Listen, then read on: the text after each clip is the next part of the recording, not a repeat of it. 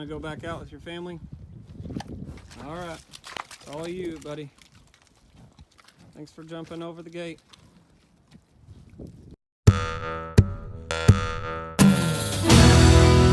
Hey guys, it's Dusty Baker. Welcome back to Cross Timbers Bison. Huge day today, huge day. A day that I've been anticipating for a while. My family's been anticipating for a while. It's our first time to work the bison in our new bison handling facility. I hope everything goes well. Easy, easy.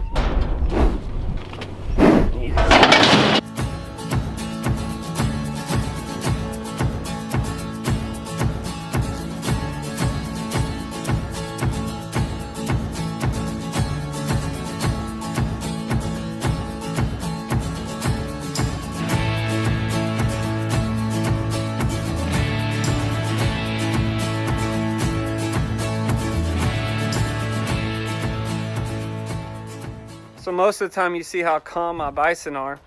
Well, all that's about to change because anytime we start to work them, stuff can get a little crazy. Right now they're out here nice and peaceful. Nobody's bugging them. But when we start working them, it could get a little crazy. This is where you start to see the real side of bison and how dangerous they can be. So I'm not going to talk a lot. It's just hard for me to talk. But I've got some help today. I've got Daniel from Arms Family Homestead. I've got my lovely wife to help do some filming today. And they're going to help me out while we work the bison and run them through our system that we've built. And they're going to do some filming for me because it's really hard for me to kind of talk and do that because I'll be working them and stuff. So anyways, hope you guys are ready. This is going to be a show. Oh my gosh. I'm nervous. Something I'm really excited about is right here. We've got some new tags. We're going to try to put ear tags on all of our bison today. And I have some custom made ones here, made by Allflex. So I got our brand on there, Cross Timbers Bison. So the number in the beginning is the year the animal was born. And then on the end, got a new scale system so that we can keep up with weights. This is by True Test. Bought it through a local dealer. Here's the platform with the load bars here and here. We don't have this mounted yet because we don't have a top over our facility yet. Yes, we're gonna have a barn to cover all this. I know it's rusty and kind of ugly right now. That's the way it is. We're gonna get this stuff painted and we're gonna get a barn over the top of our handling system, and it's gonna be awesome, and this stuff will be out of the weather and out of the elements. This is all a big learning curve. Today, once we work the bison, we'll have a good idea of you know, where are the problems at and what are the issues that we have in our handling system. Remember, this is an old dairy foundation right here. This is an old milk barn that we converted into a bison handling system. So put a lot of work into it, and finally we're here. So wish us luck. We're gonna need it. Oh, so nervous, but hope it goes well and all the animals stay safe. That's the main part, and that people stay safe. So let's get it going. Maya, come on.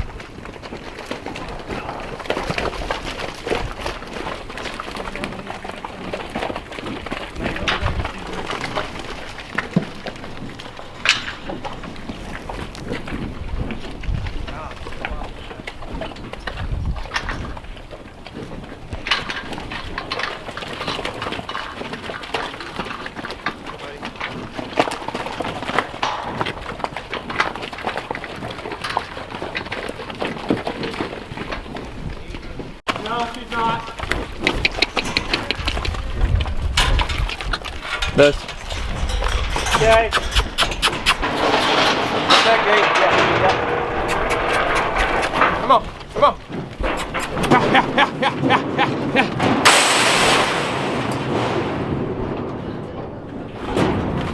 Teamwork.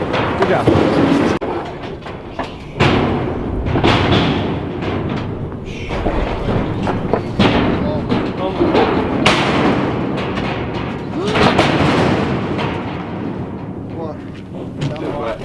it back on the button was raised up.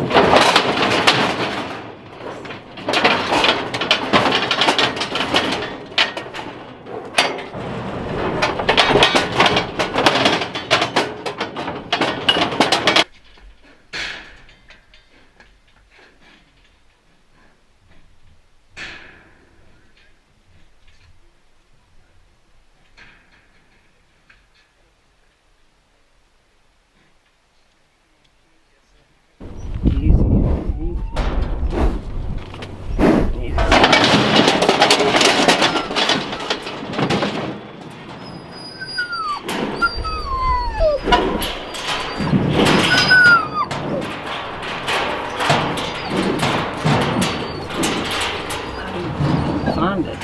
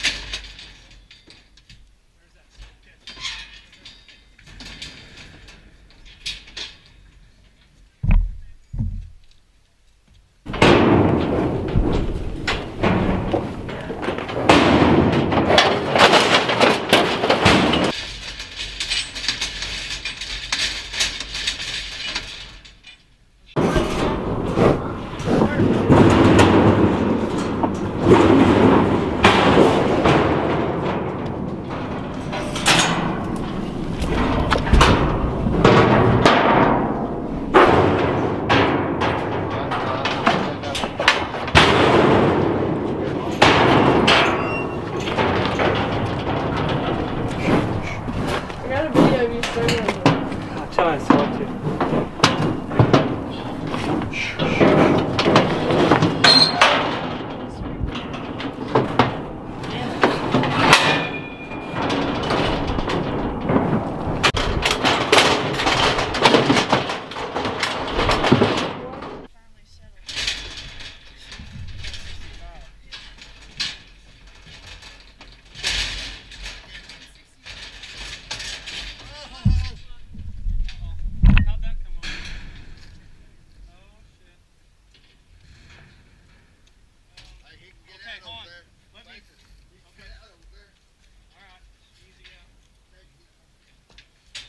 Hey, Katie, go shut that gate right here, that one over there. Swing that open.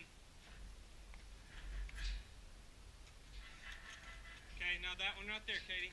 That one right there. You're at. Unlock it. Oh, you gotta unchain it, hun. Unchain it. You gotta go around that way and just shut that one. Yeah. Unchain it right there.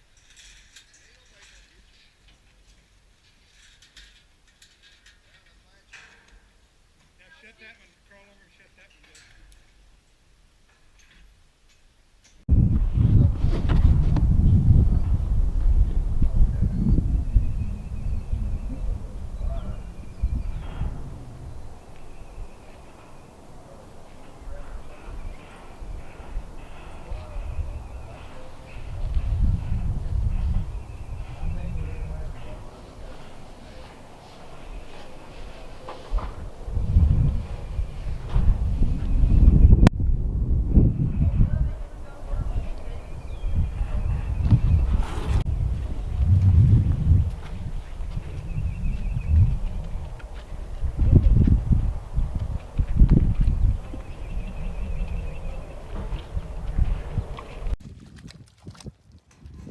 to go back out with your family? All right. It's all you, buddy. Thanks for jumping over the gate.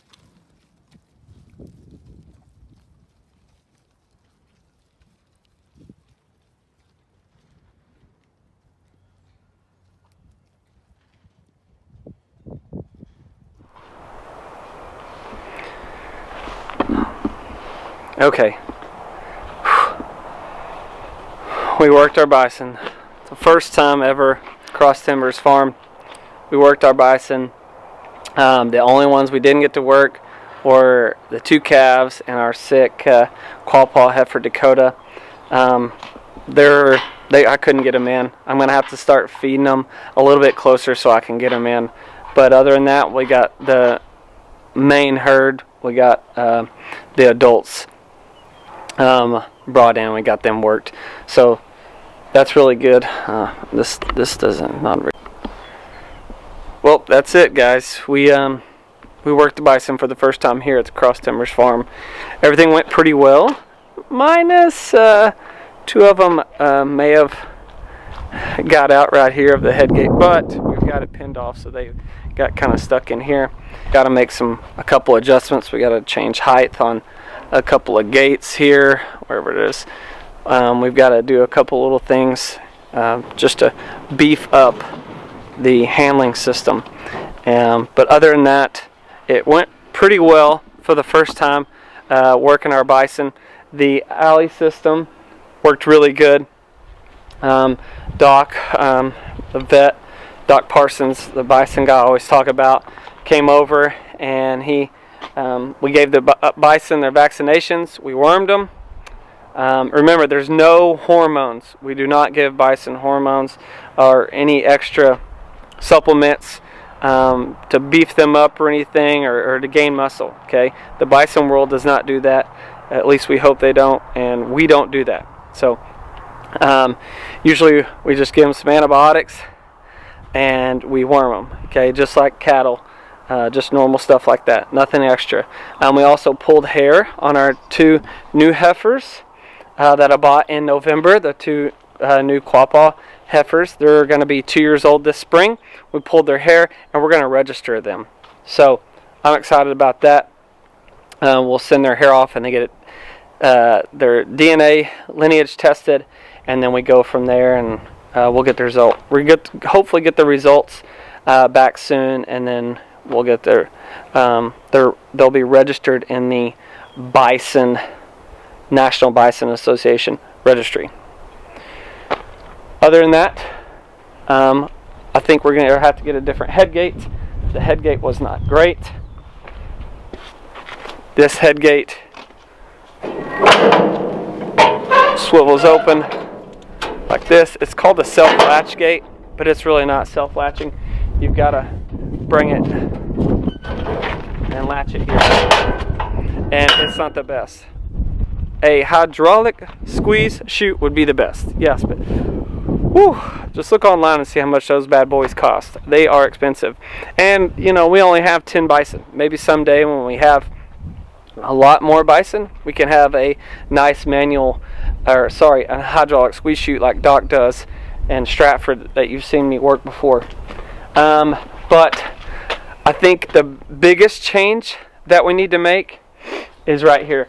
We need what you call a scissor head gate, and it's basically where they come down right here. You have this half will come down here, and this half will come down here at the same time. Kind of comes to them at, right here at their neck. I think that's going to be a whole lot better, especially just from learning what we just went through right here. A couple of them, a couple little other things.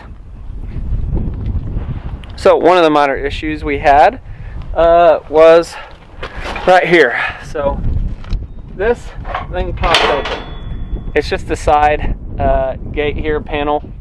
Let the bison out. This was undone, and Dunbar, our bull, got out. He didn't get out of the property necessarily, but he got into this holding area that we have here. As you can see, it's our little working area. But the good thing is about my bison, like I've told you before, is I spend a lot of time with those bison. They see us a lot, you know, I don't like to call them pets necessarily. Some people call them that, but you know, we have to do this. We have to be around these animals so that whenever we do work them, they aren't crazy, because a lot of places there are some crazy bison out there, and when people hear that I have bison, they freak out and they say, oh, they're crazy, you know, you should be aware of them. And you probably see all the bad stuff on Yellowstone that happened to people. Those animals are way different. Okay, they're living off the land, and there's no human intervention hardly at all, and they go without seeing a lot of people. They do see people, but those animals are just different than ours. And but I'm excited. We got them worked. But the number one thing I'm really excited about is we had them preg checked. We had our heifers preg checked and our cow, Quapaw, our cow that had calf last year. And we have 4 pregnant bison. So 3 of them, it'll be their first time to have bison. It's my original herd. They're old enough to have babies now, and Doc preg checked them all, and we've got 4 bred bison, and I'm pumped about that. My wife is even more pumped than I am. That was what she was worried about. If Dunbar didn't do his job, well, I don't know where he is. He's running around here somewhere. If Dunbar didn't do his job, oh, I don't know what we were going to do, you know. But he did. So now we just anxiously wait until we have some babies on the ground. Eleanor is 6 months pregnant, and the rest of the heifers is 4 months pregnant. So super pumped about that. Alright guys, well that's it for today. Hope you enjoyed the video. I hope you enjoyed watching bison being worked for the first time here at our farm. It's taken a lot of work for this handling system. Doc actually liked a lot of it. He gave us a lot of good pointers and told us some stuff that we could change, but I think he really liked our handling system. You know, make some minor adjustments on the head gate, and maybe get a new head gate, raise up some bars on the gates here. But other than that, I think Doc really, he had a good time. It was definitely fun. Anytime you work bison, it could get interesting, and today it got definitely a little bit interesting. But I hope you guys enjoyed the video. First time. Glad you guys could be a part of it with us. To be able to work the bison here at the farm is so much more convenient. It's safer to me instead of putting them in a trailer. Remember, we've lost a heifer because of a horn in a trailer. We had some bison in a trailer, and we took them up to Stratford, and when we came back, one of them had been horned in her side, kind of in her heart, lungs area, and she was dead in 20 minutes. And so that's unfortunate. We learned the lessons there, but you know, that's just part of having livestock. That's part of having animals. But you do what you can to keep them safe, and make sure everything goes smooth and calm. It's never calm, but you can do the best you can. So anyways, thank you guys for following. Thank you for being a part of this journey. I know I've been talking about this a long time. Hey, we're working on this, we're getting closer, we're getting closer. Well, we finally made it happen. And it's just a lot of work, especially when you have a full-time job. You have a baby now, I'm a husband, and all those things. So thank you guys for following. Stay updated with us. We've got some pregnant mamas. Well, we don't have pregnant mamas. We got some pregnant bison. We got 3 heifers that are pregnant and 1 cow that is pregnant, and that is exciting. That's going to be the next big thing. Oh, and also, we've got to work our cow, Dakota. She's sick, and then we also have to work those 2 calves. We got to get some warmer in them. Other than that, we'll be good. Thank you guys. Follow us on Facebook. Follow us on Instagram. CrossTimbersBison.com. Hit that subscribe button. Thank you guys. Oh, I almost forgot to do this. I want to thank Katie, my sister Katie. I want to thank DJ from Arms Family Homestead, my sister, for watching our baby girl, Brooks. By the way, I'm going to formally introduce you to Brooks here pretty soon. So stay tuned for that. Kevin, for helping build this whole thing. Takes a lot of time, and he's a very busy guy, helping me build this and helping us work them and help take care of our bison. Thank Daniel from Arms Family Homestead for getting some good footage for us and also working the bison. I think he had a fun time. Of course he did. He likes filming stuff like that, making fun of me. Whatever, that's fine. But we enjoy it. We like poking each other. So, and don't let him slide, because he's worked bison before. He's been around bison before. That's how we got all started in this, back when we worked in the Park Service. Also, who else? My wife. I want to thank my wife for letting me do this. Very thankful for my wife to let me do this and be a part of it, and she supports me in this, and she knows that when I'm getting a little bit too far thinking, or I'm about to make a mistake, she prevents me and tries to correct me and help me on those. Or when I'm working the bison, she's the first one to call me out and say, "Are you really sure you're going to do that?" Or "Get out of that pen." So very thankful for my wife, and she was down here in the middle of this when my sister DJ was watching our baby Brooks. So thank you to everybody. It takes a family to do all this, and I love them, and I'm very thankful for them. Thank you, guys. Get my glove back.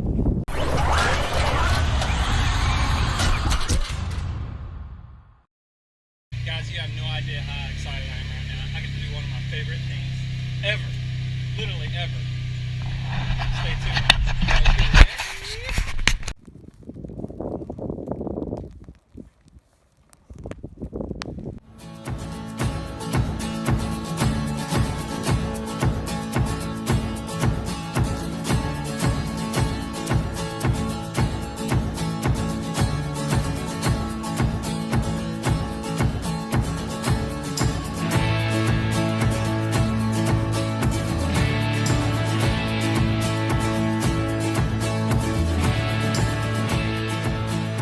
Okay guys, we are literally doing my favorite thing, one of my favorite things in the world, and my family knows it. We get to burn. I've been waiting for so long to burn this Bermuda. It's time to get to work. Got a rigged up propane. First time to use it. We're gonna test this bad boy out, but I'm super excited. I may be a little bit of a pyromaniac. Pyromaniac, just get it right. Who cares? I love burning.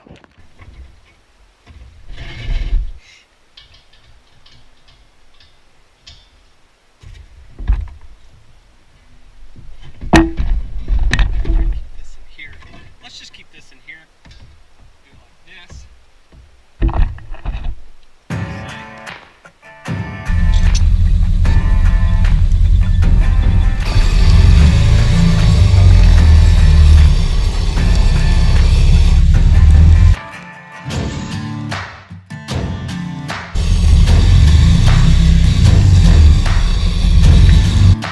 Hey, buddy.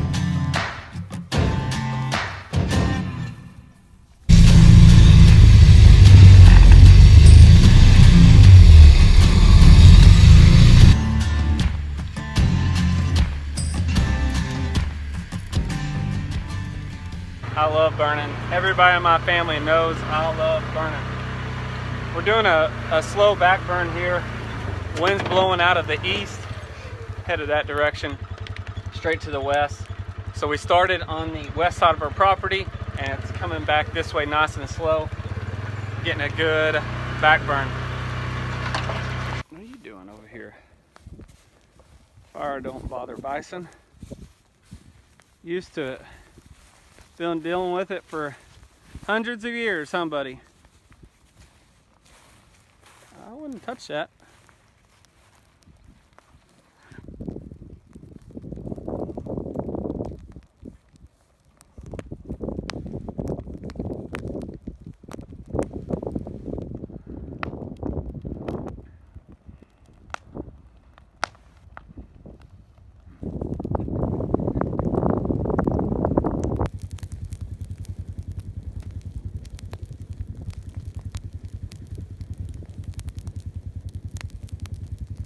Such a pretty day to do this too. You can see Dunbar. You had to check it out. Can't believe that. But these animals have been used to fire for a long time. I know the Native Americans, part of their culture was, you know, on the Great Plains was to burn. And this was a technique that they would use to bring back the bison. And the reason why is after you burn, what's beneath this, as you can already tell, which is coming up already, is green grass. So after all the dead fuel is gone, a couple good rain showers like we've had, you got green grass. And guess who comes back? The bison.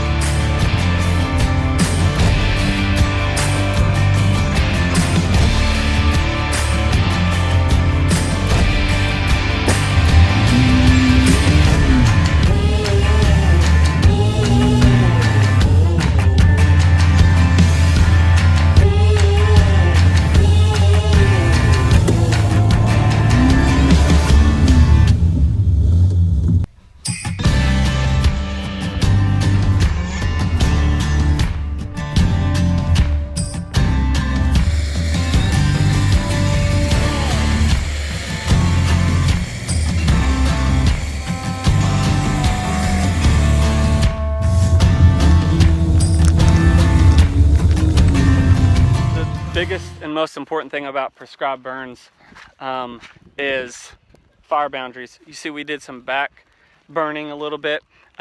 We've got green grass on our neighbor's side right over here. Perfect boundary. He's even got a muddy road right there where he takes feed to his cattle. But look at this natural barrier right here. This is where the calves are in this lot.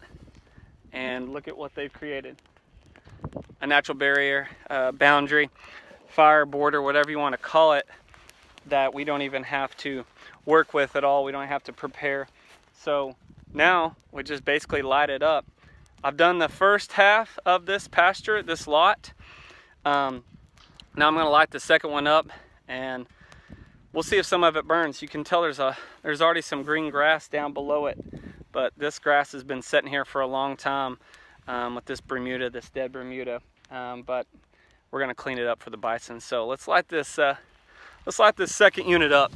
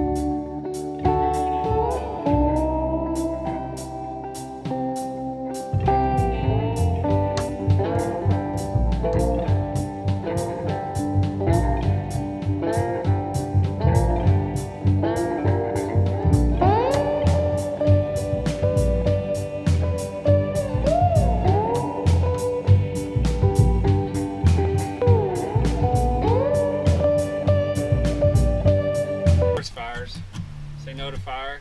I really don't pay attention to it. It's a little misleading because sometimes you do need fire.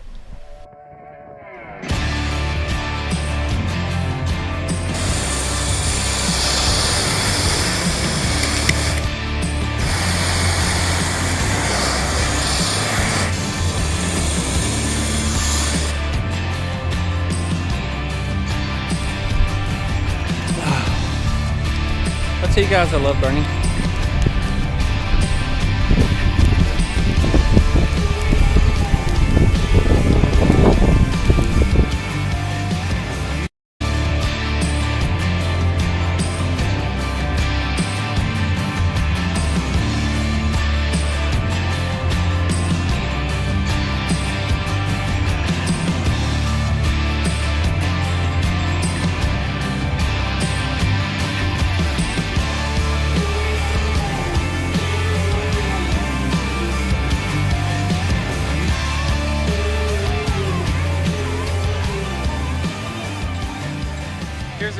about burning. Some of you are going, why are you burning this? Why are you burning this? Here's what happens. We've had the bison in here, and yes, they've done a lot of good grazing, and you can see the patches of where they have been grazing. However,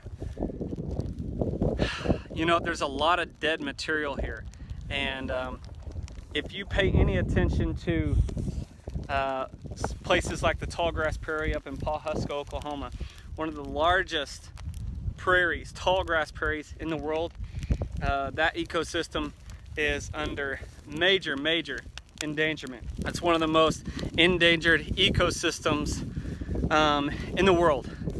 Nope, not a rainforest, a tallgrass prairie, located in Oklahoma, northeastern Oklahoma. But this is what they do a bunch of. Pay attention, they burn.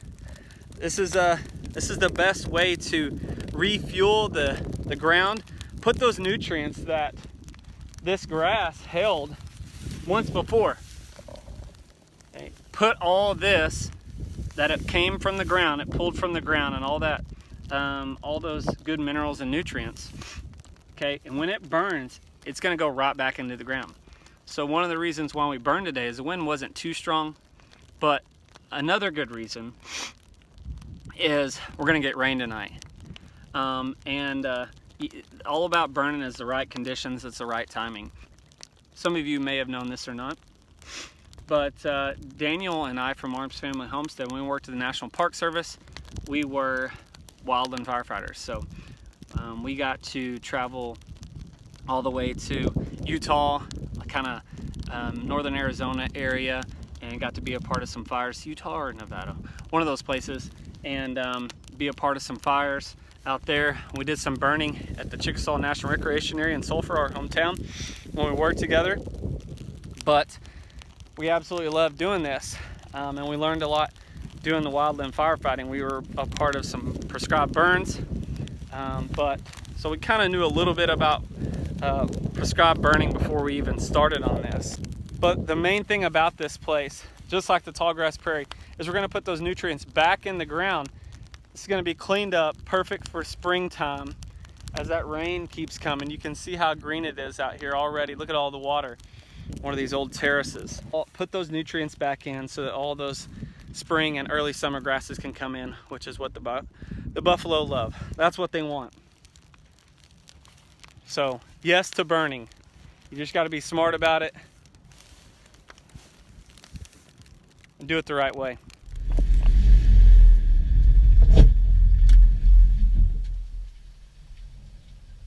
So I did a video one time, if you guys can go back and watch it. I did a video over what was stuck to my bison, an invasive plant that's gonna take over if we don't get a hold of it. I know a lot of you gave me a lot of good comments about it. It's cockaburs. These, you can call them whatever you want. It's basically a plant that's Velcro. That thing sticks together, and I absolutely hate it. And the bison rub on it, and it gets in their hair. If you notice in some of my videos, what's that brown thing about that big stuck in their hair? That's a cockabur. And I absolutely hate them.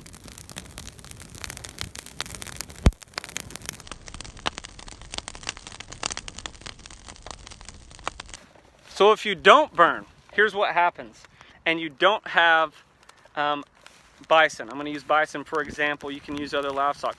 But if you don't have those type of animals and you don't burn, what's going to happen is you're going to get invasive species of plants. You're going to get something called eastern red cedar in some places.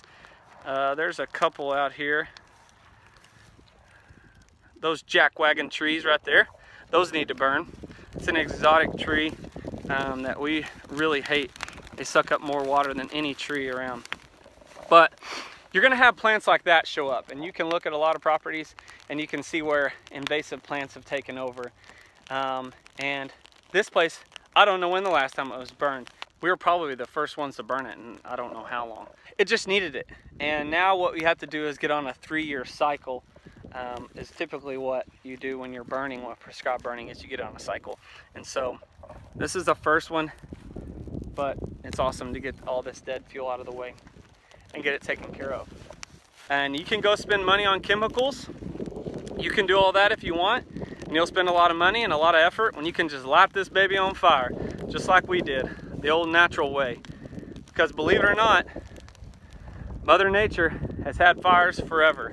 And this is one of the natural ways, besides grazers like bison, that take care of the Great Plains and the grasslands.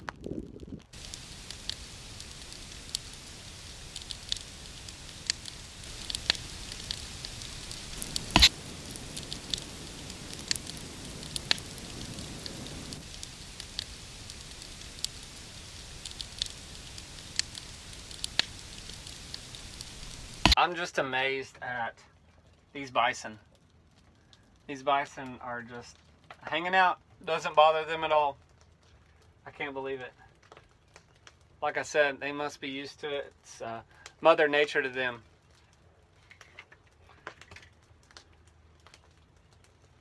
Doesn't affect them at all.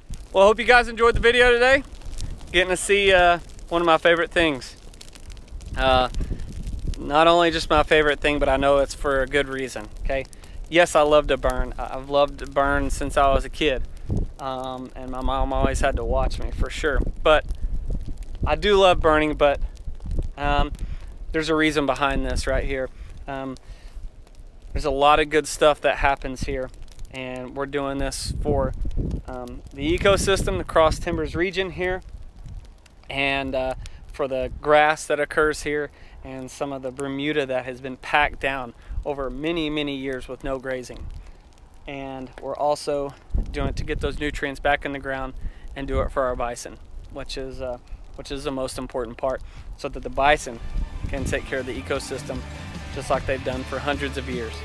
So thank you guys. If you haven't, subscribe to us, okay, on Cross Timbers Bison.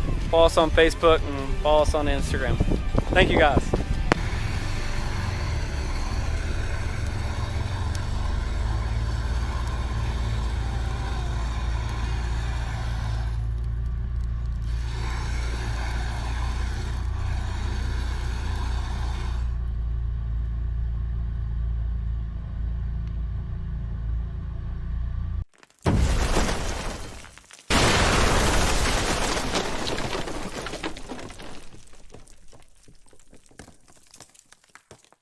Hey guys, it's Dusty Baker, Cross Timbers Bison. You'll never believe where I'm at today.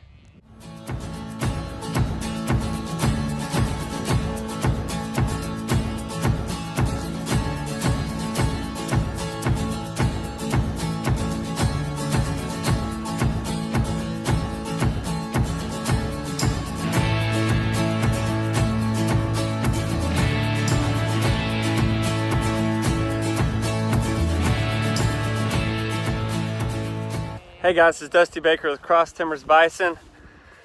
If you're new to us, welcome. This video is going to be a little bit different. I'm hanging out with a different animal, and it's not my bison. This is how I started out. Raising, well, let me show it to you. This is where it all started for me.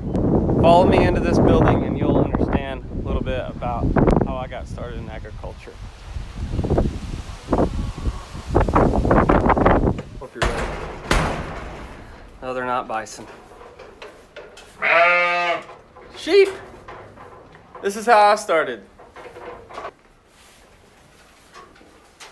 Looky here. Got baby sheep.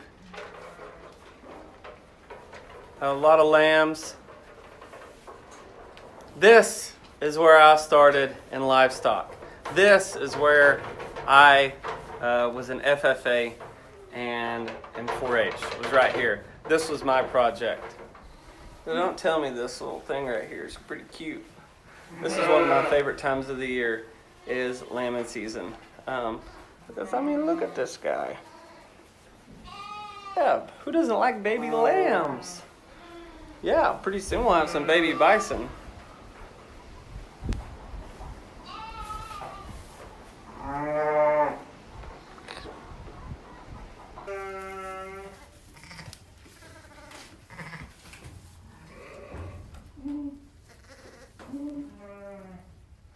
Friend post something on Facebook, and it was about why we should have FFA in schools. And that drew my attention, and I loved it. And I was a part of FFA, and it was really important to me. And this is where it all started for me. Really, the farming culture.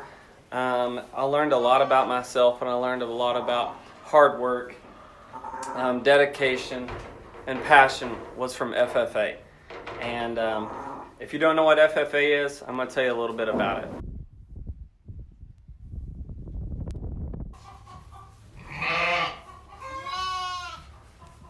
FFA is a organization, a school-ran organization. It's all over the country, and it stands for Future Farmers of America. It's been around for a long time. My dad was in it. My stepdad was in it.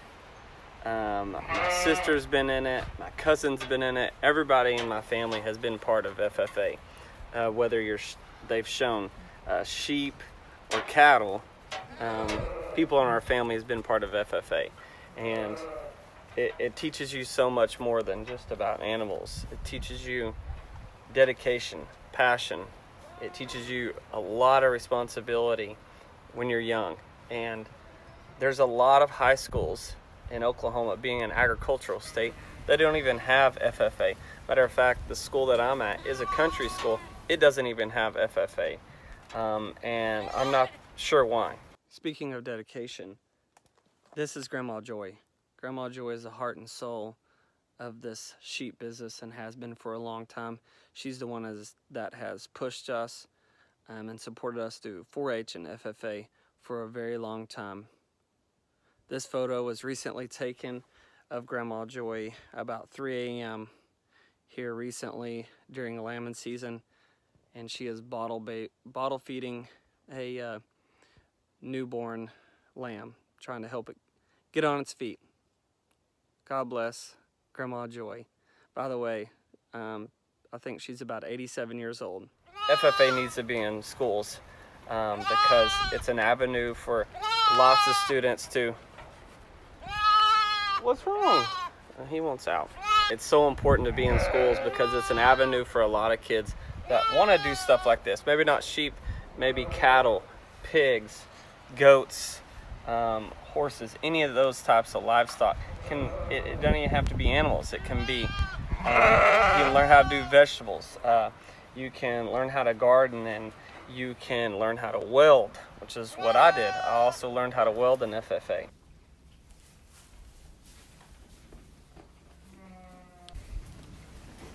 This ewe, which is a female, had on her very first set of lambs, she had triplets. That's amazing.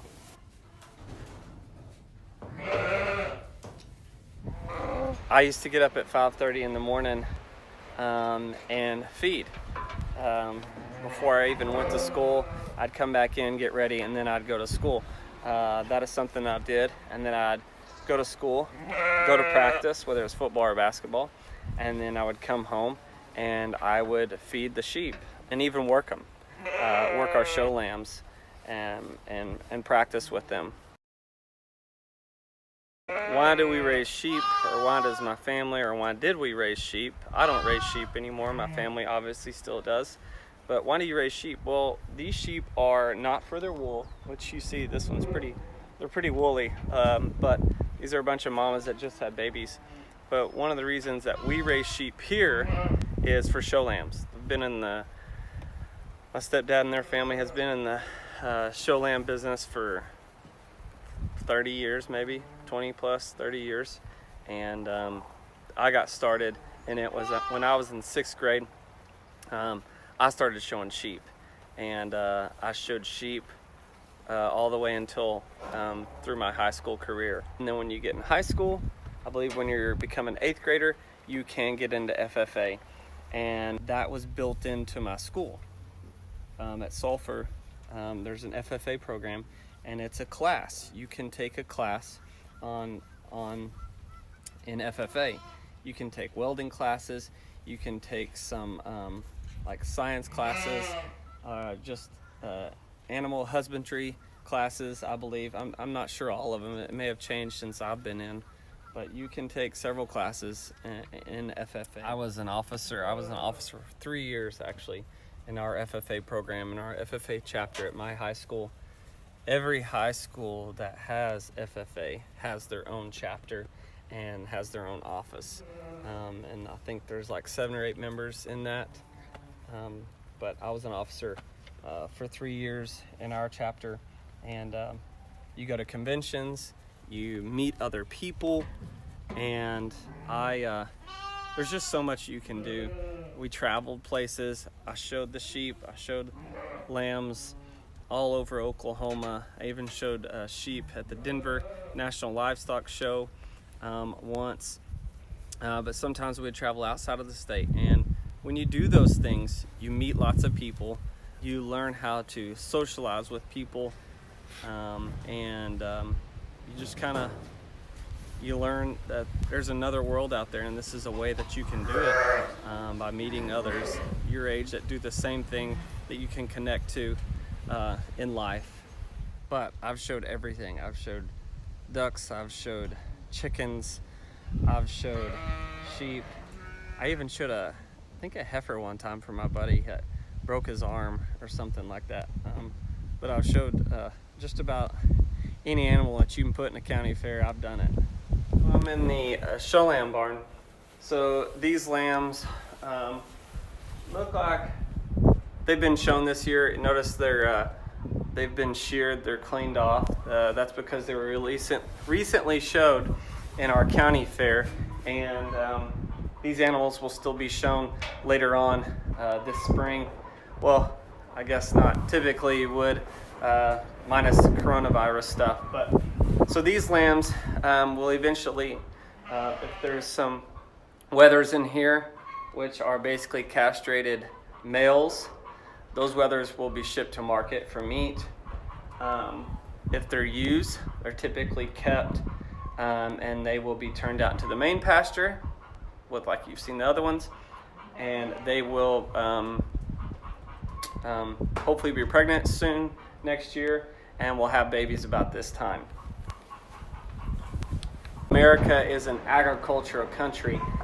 We are founded upon agriculture, and we need to keep stuff like that around, where agriculture is decreasing slowly. The small farmers are slowly decreasing in America, and you can see that. And I try to encourage people to do that, and I try to encourage kids to be a part of something and find something. And this is another avenue. Great thing about it, you don't have to go out of your way for anything. There's classes in school. You don't have to pay for anything. You can just be a part of a program in its own chapter, and you can learn about animals. You can learn about farming. You can learn about agriculture, and it's a great place to start. And there's lots of people that have done this. There's lots of farmers. I guarantee you the big majority of the farmers still today were in FFA. I guarantee you a lot of them were, a high percentage of them were in FFA or in 4-H. And 4-H is for youth, is for younger kids. FFA is for high school. And I believe it starts in 8th grade and it goes all the way up to you graduate high school. It's a great program to learn those good traits. They even teach you how to handshake. I learned how to properly handshake at the state convention in Oklahoma City one year, and I had no idea that there was a proper way to handshake. I learned how to socialize with people. I learned how to teamwork, and I was an officer, so I had to take some responsibility for my chapter, and I had to run a program one night. And there's lots of things that forces you to do that gets you ready for college. I went to an agricultural college, Oklahoma State University in Stillwater, Oklahoma. Go Pokes! And I was surrounded by the FFA type of kids. Not just, there was lots of students there, but it's a agricultural college, and so there's a lot of students that go to Oklahoma State just to be in the agricultural program or the vet school and things like that. The thing that this can teach you being a part of FFA is there is a whole business side to this thing, and kids can make money doing this. If you really get into raising animals, doesn't matter which livestock you raise, you can get into this, and if you do a good job, you can make some money at it. And you know, students do that. There's a lot of kids that do that, and they do it, I'm sure, with their family. But you can raise these animals and you can sell them or take them to shows, and people see how good your animals are. They want to buy them and they want to show them themselves or breed to yours. And that's a business. And it doesn't matter if it's cattle, if it's pigs or sheep or goats, you can run your own business. And that's another great thing about this, being a part of FFA and raising animals like this, is you can learn a business side to it, which will also prepare you for when you graduate high school and go on to college. Well, that's it, guys. I hope you enjoyed the video today. I know it's not my bison, but this is where it all started for me. I know it's sheep, but I hope you understand a little bit more about FFA and livestock industry. It's what America is founded on, and I'm proud to say that. And I'm a small-time farm, a small business with the bison, just as like this started right here when I was a lot younger. So if you don't have FFA in schools, it needs to be there. If it is in the school and you have kids, try to push them into it. Talk to them, at least talk to them about FFA. I'm sure you can learn a lot more online on the FFA website. And if you do have it in your local community, local school, that's awesome. Okay. So anyways, thank you guys for watching. And sorry you didn't get to see the bison as much this time, but follow us on Instagram, follow us on Facebook, and hit that subscribe button. Thank you, guys.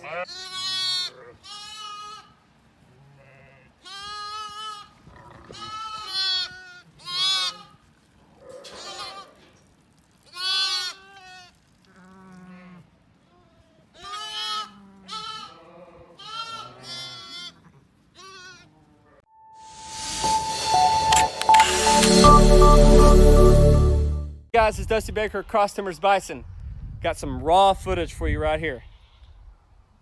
And straight GoPro right here. Raw footage. I'm just going to play it from right here and let it go. So there's no telling what you see. The angles may not be great, but I try to get up as close and personal with these bison and to you as I can. So we'll see how it goes. I want you guys to let me know what you think about it right here, or if you like it filmed from here. I kind of want to know, because we'll work them come later, like you know, in the fall we'll work them again. So I want your comments on this. I want to know what you guys think.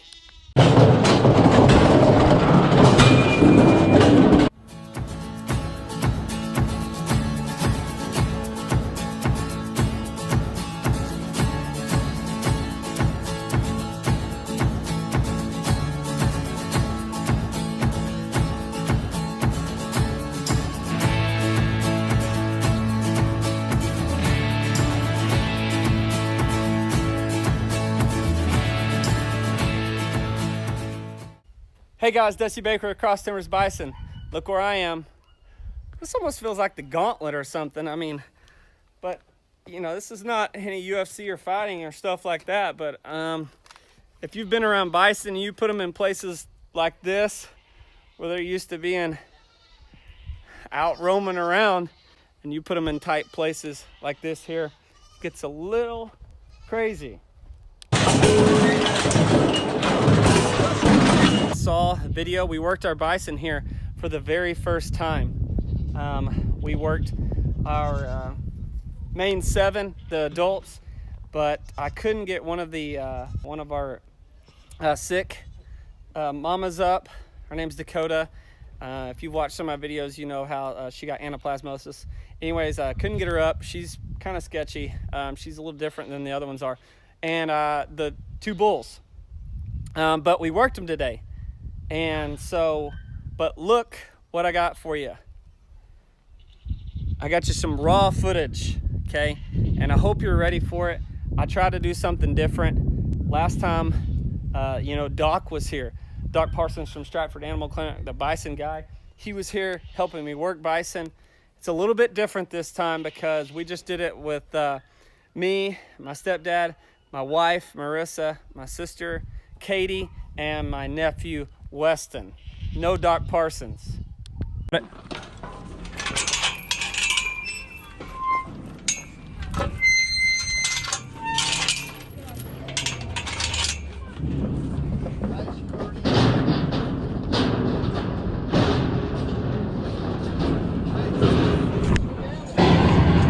What?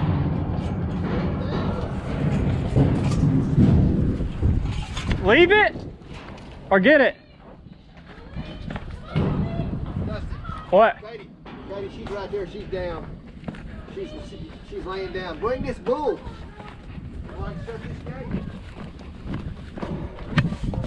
Come on, buddy.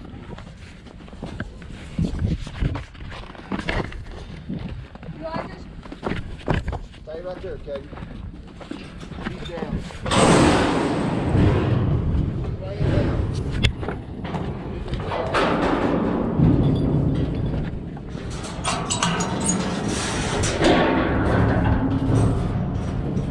Getting hot. Getting stressed out. Give her a second. Hey, will you close that gate? I am not. It's closed, Katie. What do I do? Just reach your hand up there and hit that bull cap.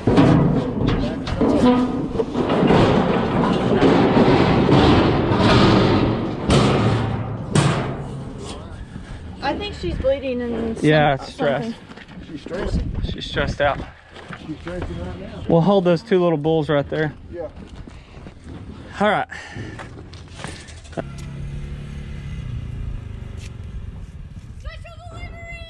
Atta girl. Bring it. And I didn't bring that either. Okay. Open it wider. Okay, is there anything else that... Right there. Then squeeze it down. No, I did the latch. I put. So squeeze this first.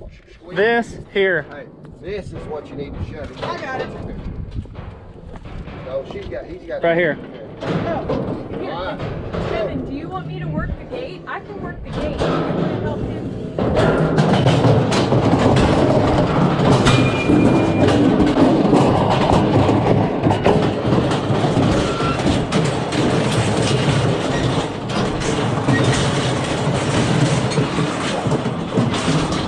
Did that not shut? Huh?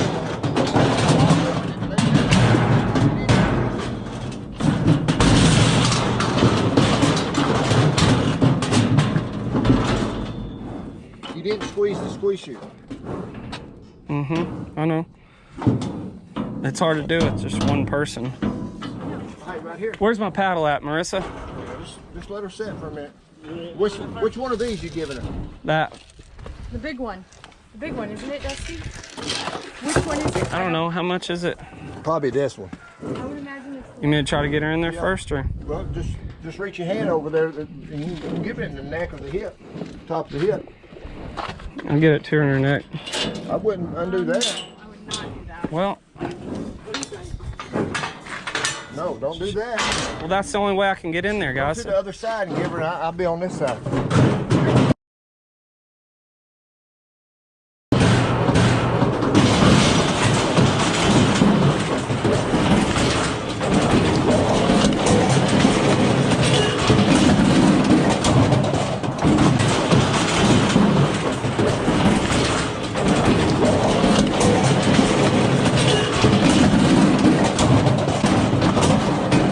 Hey, hey, hey. Whoa. Back.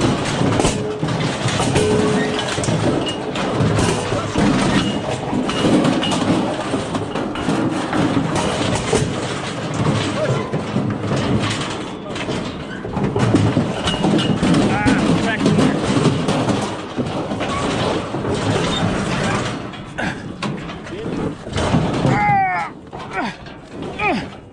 Keep pushing it.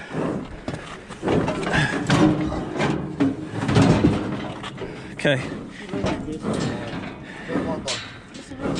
She hit it hard. Yeah, she's stressed out. Yeah, she's straight. Where's that red? Okay. Is it locked? No, it's not locked. Give He threw it right. I don't have right it. there. Let me see it.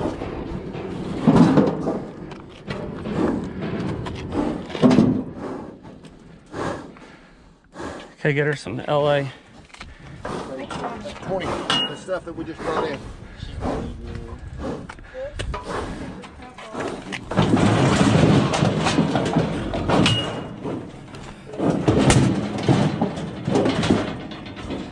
Pop it off. Just pull it off. Marissa, Turn it upside down. open that gate or get that. No. We kicked Okay, it that way. Or you can kick her that way, but the bull was there. You already had 9. Pull up. 20. Me to do 20. Just leave it. No, we kick her out in the big area. We ain't kicking her back in with us. Ready? That's 11. Right up. Got it. Take the head gate.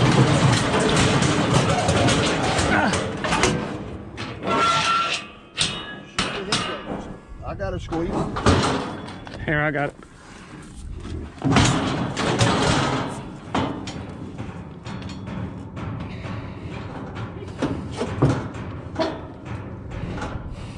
I put it in there. They were all walking over here. Now, we ain't gonna be able to get her tag out, Baker. It's unless okay. we try to catch her. Huh? It's all right. All right, she's done. Open it, Marissa. Out. Chain that gate. Hey, chain that gate. Chain that gate. All the way.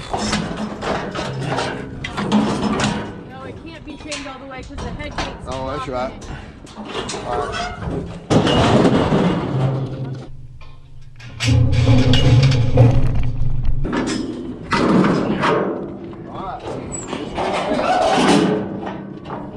Okay, so Okay, you did. Did good. Baker, listen. tears.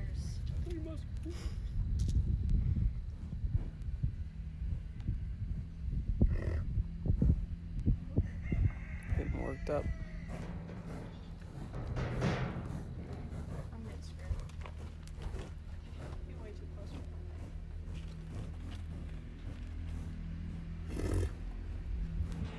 I don't think you're doing that. I'll just read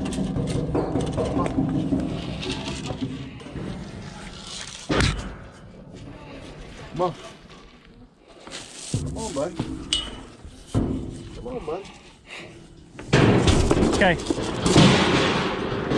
Thought he was coming. All right, come on.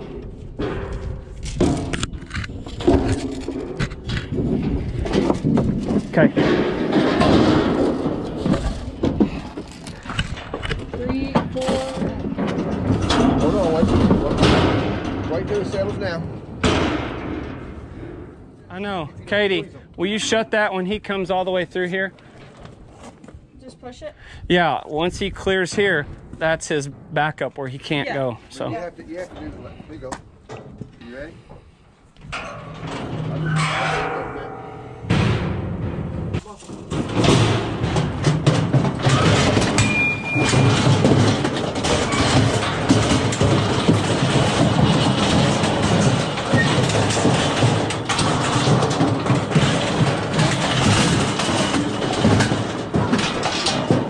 He's fine. Go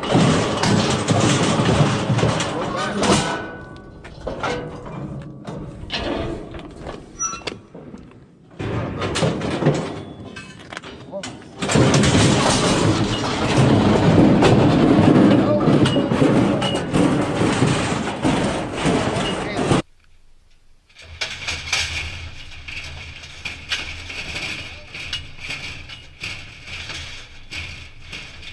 come on, back up a little bit. Yeah, see if you can back him a little bit. I'm gonna put my hands in there.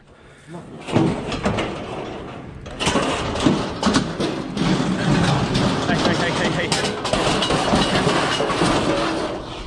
No, Easy, Back easy, up. buddy. Okay.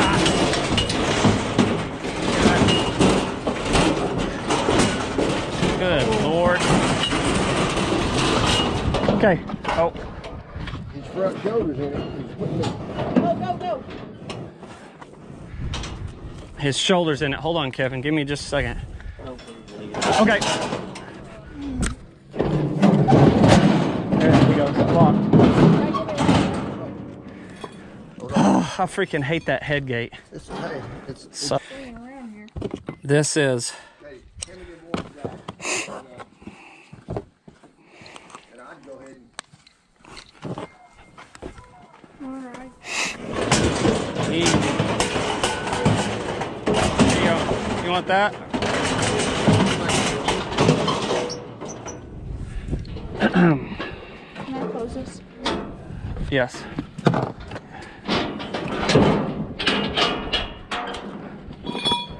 I got it. Oh, let's swing this open. Whoa, what you gonna do? Swing it open, because if I put my hands in there, he's gonna hurt. He's gonna do something. Okay. I just don't like the top part. All right, let's go. Oh, has he had all his shots? Just one. Just one. That's all we're giving him. You're not giving him nothing else? Yeah. Just Just What warmer. did you give him? Warmer? That's Just it? warmer. Okay. Now you lead up. Marissa, will you watch this right here Here you go. and make There sure? you go. I'll fix this. Over the top of it, Dusty. All over the top of his. Don't do it over Here you go. his horn. Do it like this. Underneath. Yeah, do it like this. Well, I gotta do it on this side though. Just do it, yeah. But don't do I gotta do it on this side. this. But watch. Like I'm here. Here. Go here. Oh. Not over the top. How in the hell? Flip it. Turn your deal. If you want the number, yeah. Do It should be that. like this. That's Yeah. why I have. Like that. There you gotta go. There you go. Okay, buddy. There you go. Come on. Come on. Squeeze it, then.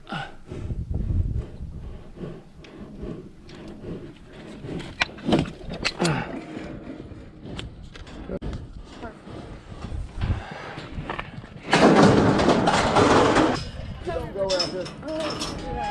You don't go out there. I'm sorry. Oh, hold on.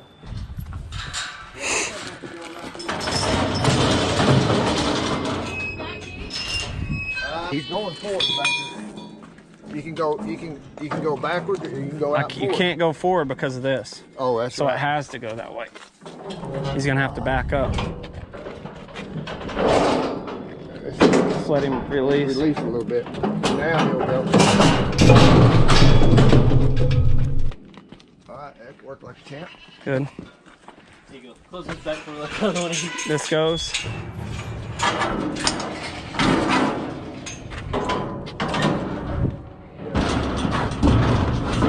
Hey, Wes. Go over there. Go over there and get in this pen over He's getting here and stressed close out. that gate. Wes is going to get it done.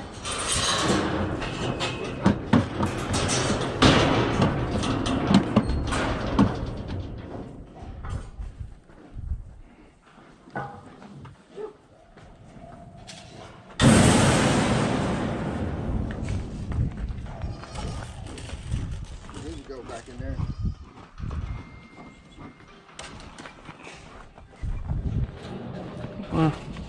You may just let him out the big pasture.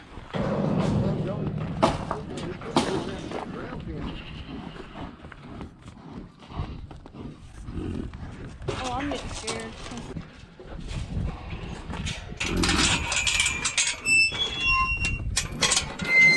Here. You don't want to let him. Hold that.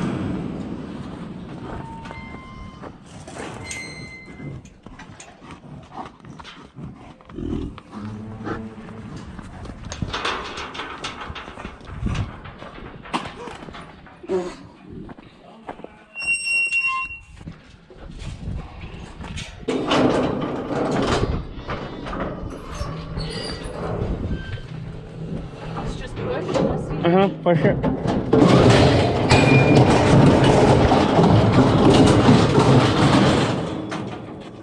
Easy, easy, buddy. Easy. Okay, come on. Come on. Come on. Come on.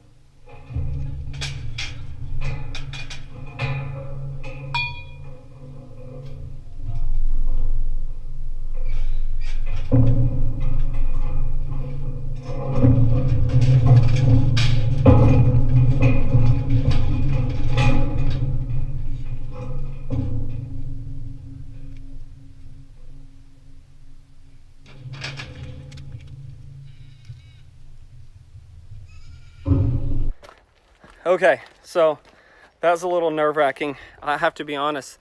Whenever Dakota came up here, our first cow, the one that's been sick, but let me tell you something, she's doing so much better. She doesn't look great, but she looks a lot better than she did in November when I took her to the vet. You can go back and watch one of those videos if you're just now joining us. But she's doing much better. So here, you know, Doc Parsons, my bison guy, the vet from Stratford Animal Hospital in Stratford, Oklahoma, he wasn't here, but he was working all this last time. And so I wanted to do it. I need the experience with a manual squeeze chute. I've worked with a hydraulic one. It's much easier. But I wanted to get some hands-on experience, and she was the first one up. And she's just a little bit crazy. Crazier than, probably my craziest one out of all of them.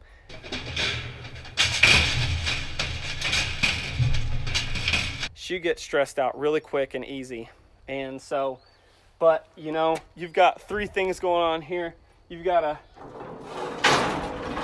shut the gate so she can't back out. You got to squeeze her down, and then you've got to close on the head gate here. So a lot going on. I have to be honest, I was a little nervous about it. It was my first time there, and I didn't do a very good job. I actually didn't squeeze her down, which is the second thing you gotta do after you close the gate behind her so she can't back out, because she's in the squeeze chute.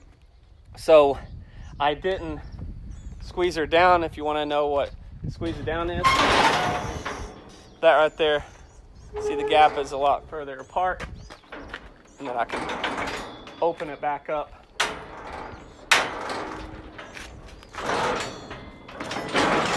A couple of things I really do not like about this is, one, I do not like this head gate. You see the way it closes. I talked about it in the last time we worked them. We need a scissor style. I'm not sure the technical name for it, but we need a different head gate for sure. That's one thing.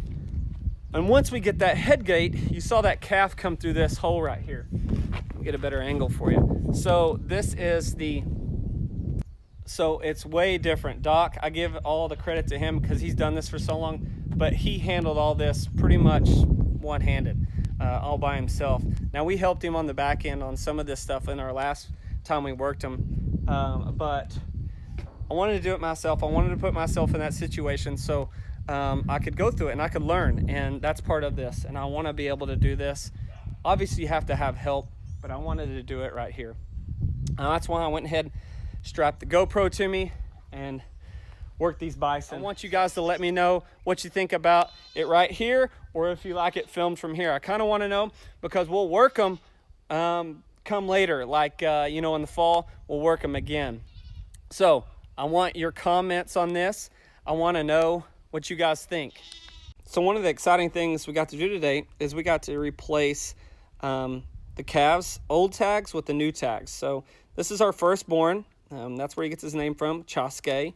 So we took this, ripped this old tag out, cut it out, and we replaced it with a new one that's got our brand on it. And this was Teddy's. He was our second born calf.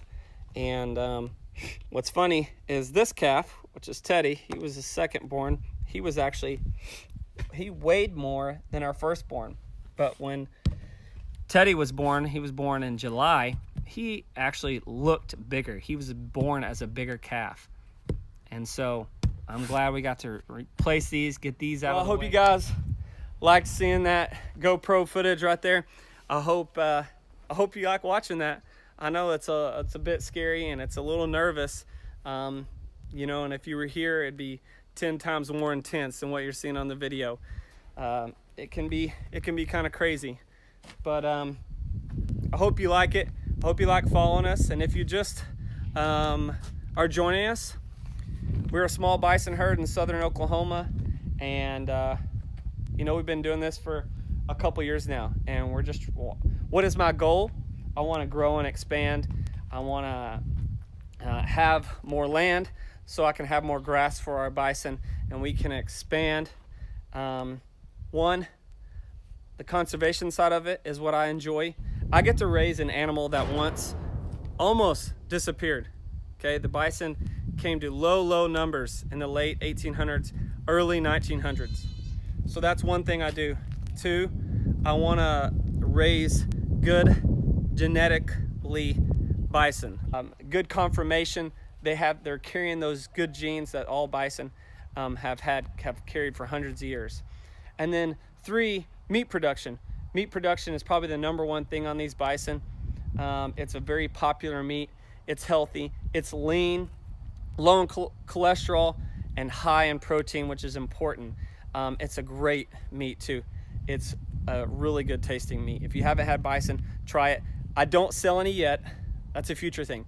We've got to have more bison and grow these little ones up, and someday we'll be able to sell meat. That's one of our goals. And while we're doing that, we want to grow in conservation numbers. We want to grow our herd and make them bigger. And that's what we want to do. So thank you guys for following. If you're new to us, we appreciate you following us, and we're just trying to learn. It's all about learning here. And I'm just a small farmer in southern Oklahoma, and we're just doing the bison thing. It's because we love these animals, and they just amaze you every single day. So thank you guys.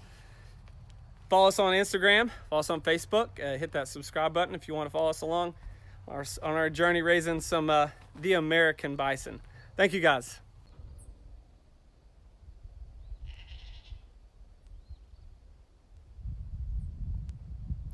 Two guys are settling down, Chaske and Teddy, calming down.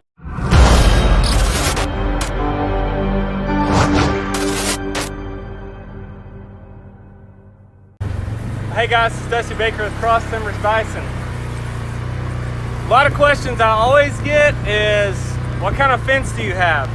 Well, we're going to show you what type of fence that we use to keep our bison in.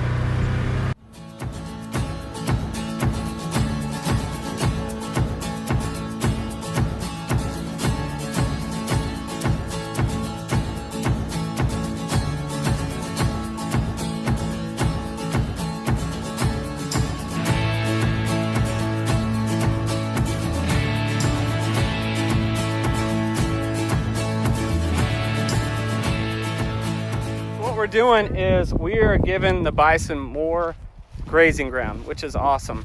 Out here it's green, it's doing good, they're doing their thing, grazing. Okay, the big grazer of North America. What we're going to do is build a new fence and put them over here on this lot. We've got a lot of natural grass, some native grasses growing out here. So we're going to build some fence, and we're going to talk about what type of fencing that we use. Not all the places that raise bison in North America use the same fence as us. There's a wide variety. And so I want to talk to you about that.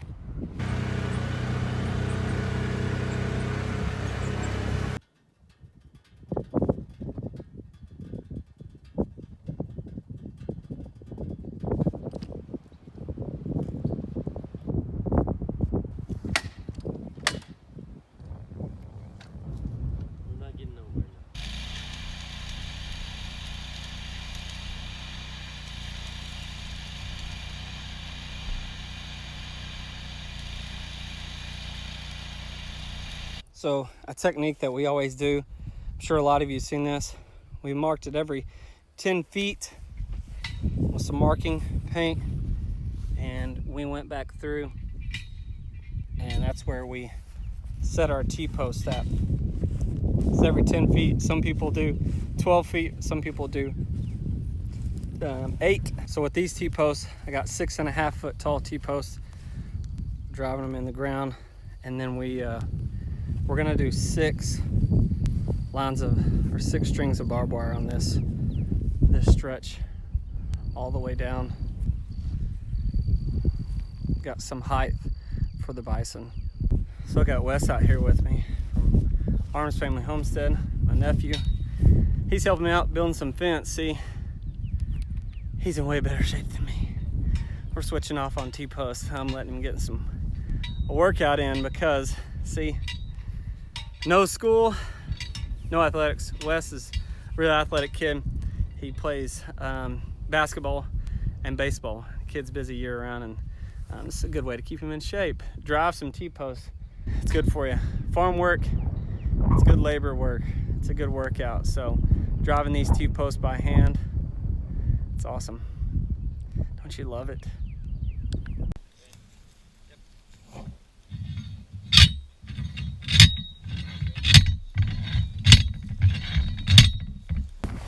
Blister? Yeah. It's gnarly. I told you to get your gloves. Weston put the T-post on backwards, but he was out here helping. That's all that matters, right, Wes? Yes, sir. You know, there's a lot of kids at home sitting on their butts.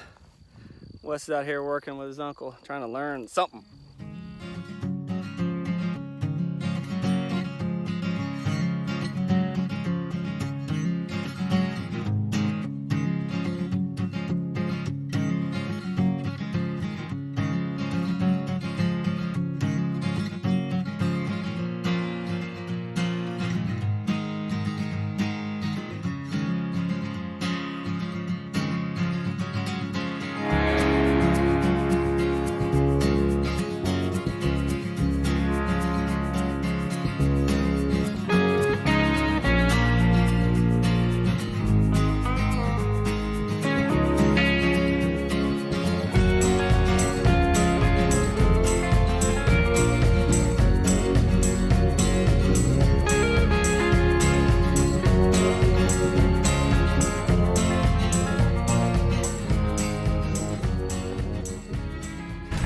Got the line stretched here. He's laying out T-post.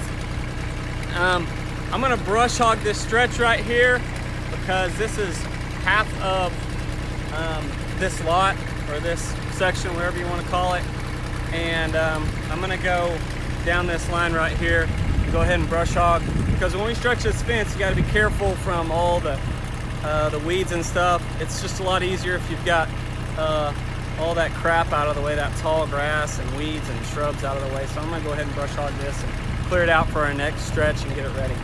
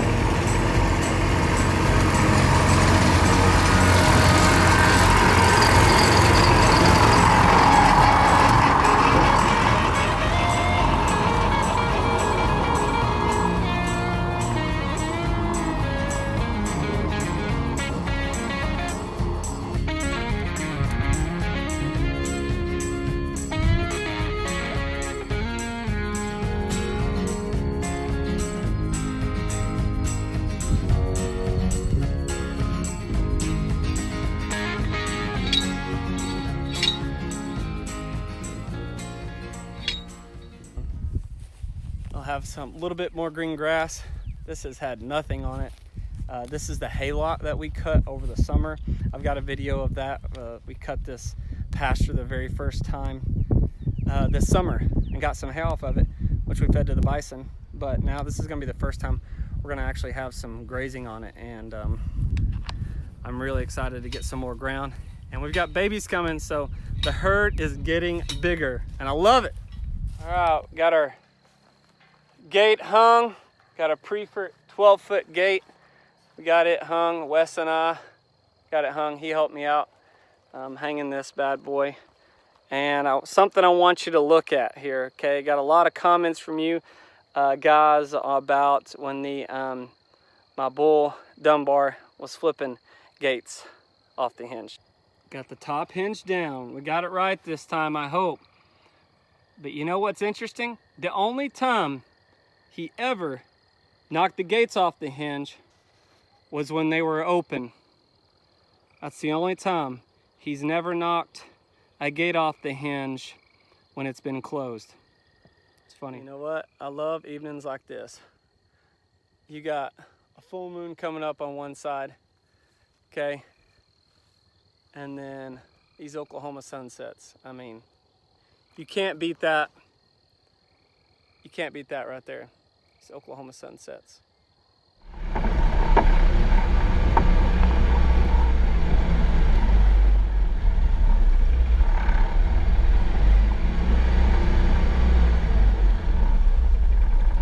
Stay.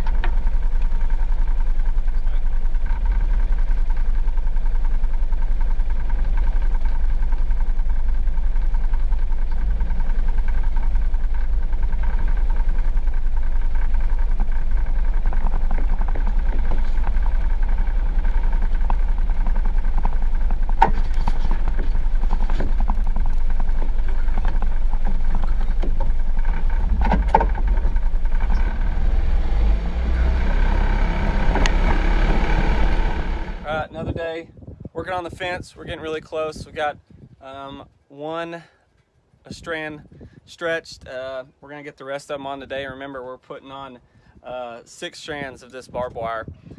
It's a Sheffield 12.5 gauge, and that's what we use around here quite a bit.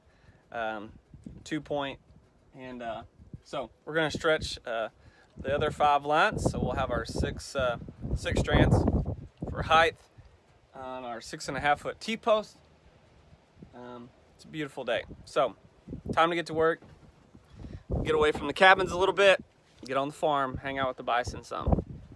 Amaya. Huh? Right? Okay, okay.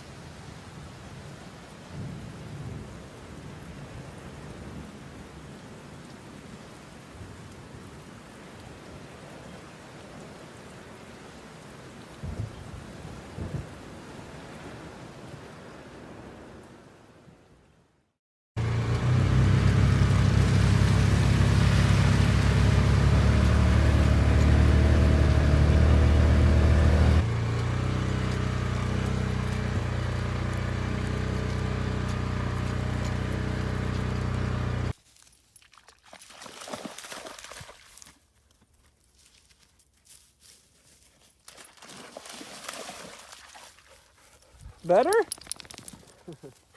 Is that better?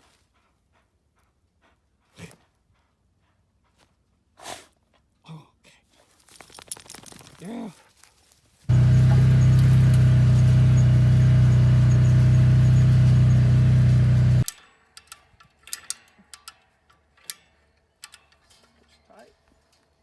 So we're getting our other half of the fence stretch. Went ahead and tied up our first run, the first half of this to an H-post. And now we're gonna run our next line right here and start our other half of the stretch, and this will wrap it up. I got an old nephew with me, get some work in.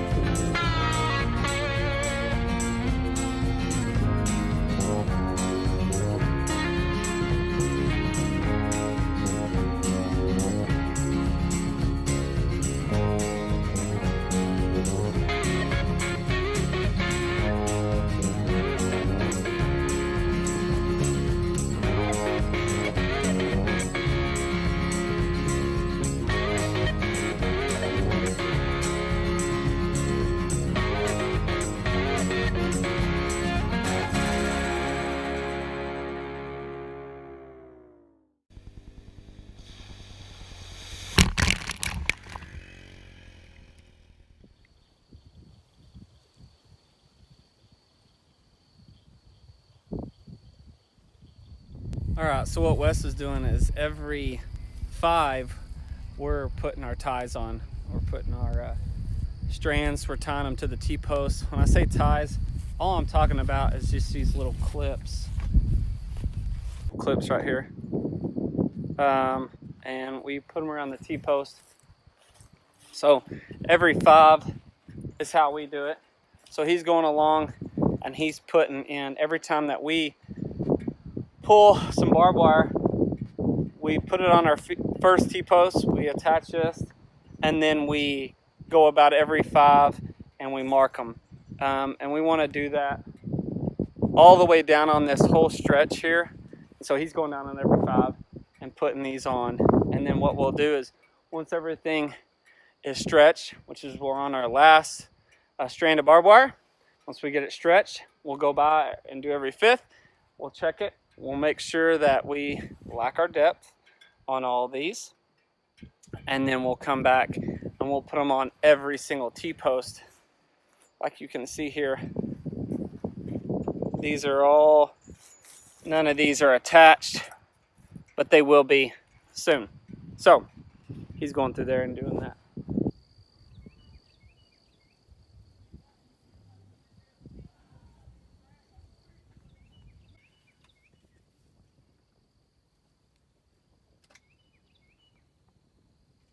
So where we're at now, we've pulled our last strand.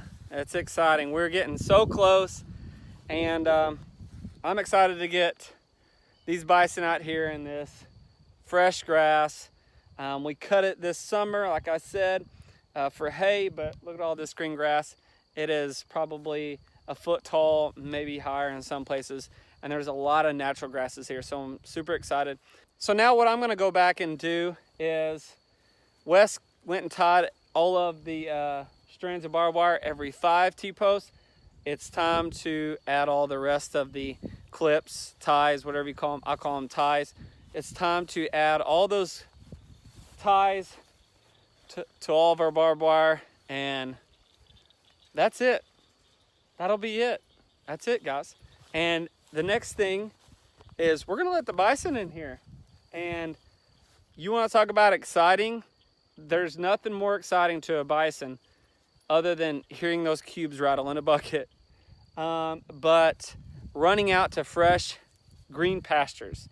They love that. And you guys know that I've got 4 females that are pregnant, and hopefully everything works out. We'll have 4 calves. I'm gonna predict June and July again. So just in time, get them this green grass when it's here, as summer starts, and hopefully June and July we'll be expanding really fast.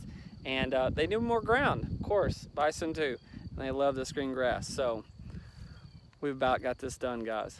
We're getting really close.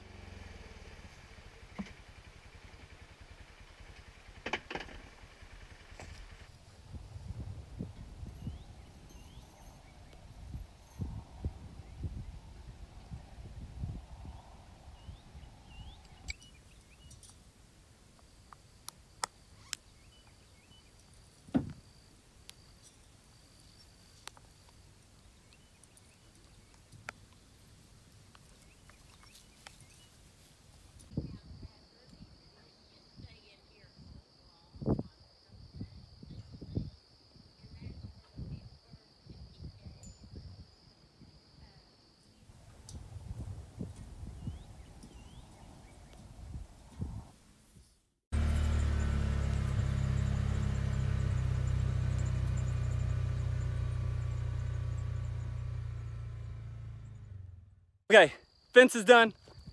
Really excited. We're gonna let the bison in here. I'm gonna set the drone up and we're gonna go in. We're gonna round them up. They're up at the corral, getting some water. I'm gonna shake that feed bucket, see if I can get their attention. We're gonna let them out in the new pen and see how they do. There's nothing more exciting than seeing bison on a fresh ground. All right, let's get ready.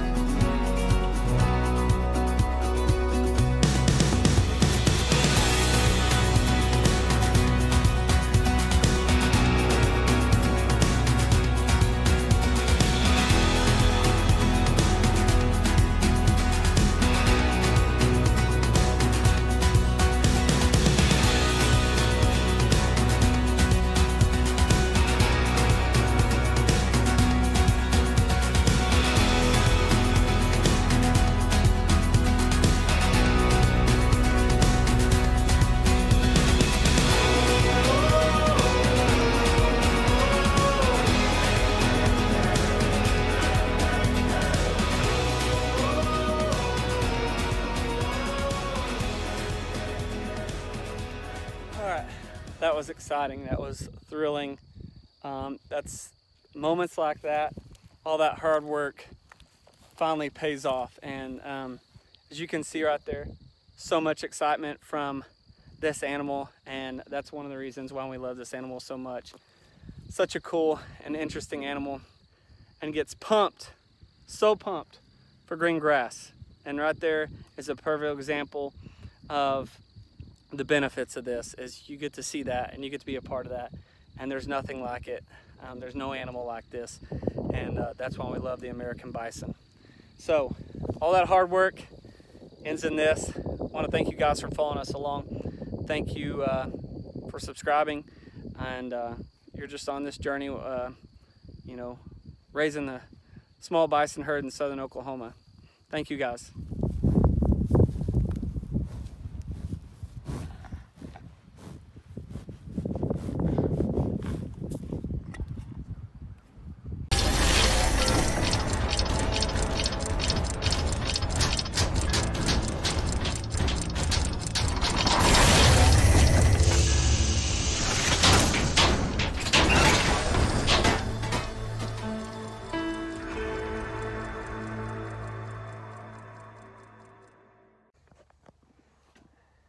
Hey guys, Dusty Baker with Cross Timbers Bison.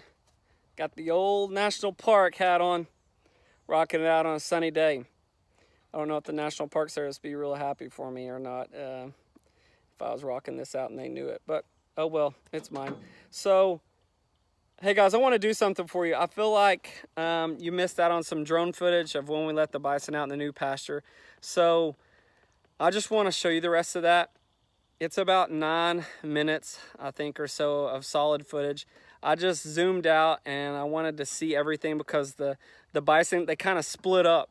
But I feel like you missed out on it because these bison, they get so excited and they get so much energy. Just like that when they hit new ground and they see the new grass and they get all these new smells and they just love it. They absolutely love it. They get so excited. And so I want to share it with you. I zoomed out far enough so you could see them all, but didn't have any close-ups, but I just wanted to share this with you so you guys can see it and you guys let me know what you think. And just trying to share my story with you and try to share everything that I get to see with you. Okay, here it is.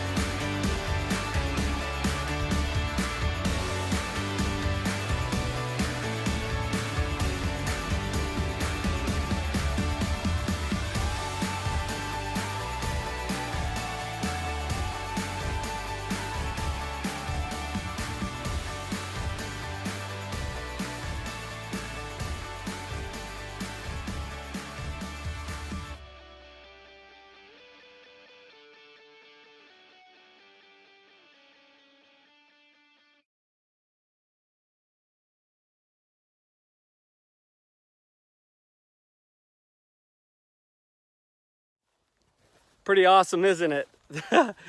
Oh man, these bison, they're a mess. I love it though. They're such a cool animal. But I hope you guys enjoyed that, and I hope you enjoyed the music that goes along with it.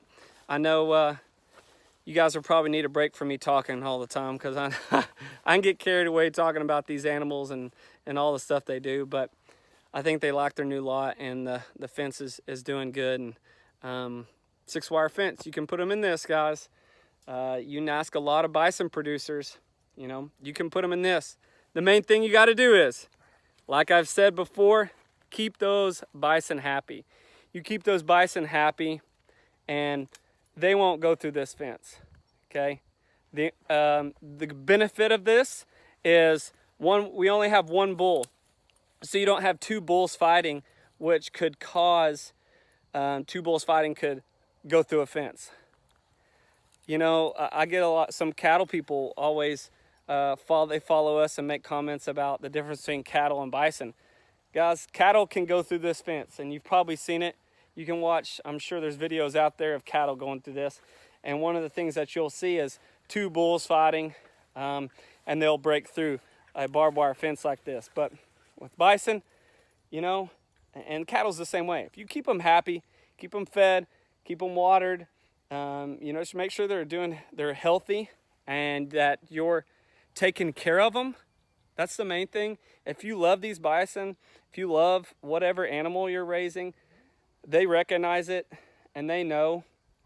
And you keep those things, like I said, you keep them fed, keep them watered, you're doing good. They will not go through that fence, I promise you. Thank you guys for watching. I hope you enjoyed the footage. I just wanted to share that with you. I hated for you to miss out on some of that good footage of seeing their reactions when they hit that new ground. So thank you guys for watching. If you haven't, hit that subscribe button. Follow us along. We're raising the American bison right here on a small farm in southern Oklahoma. You can follow us on Facebook and Instagram. And if you're interested, get a t-shirt. I'm selling them for $20 now. Running a little COVID-19 special. All right. And hat. I'm going to tip our hat to the National Park Service. They need to open back up so we can...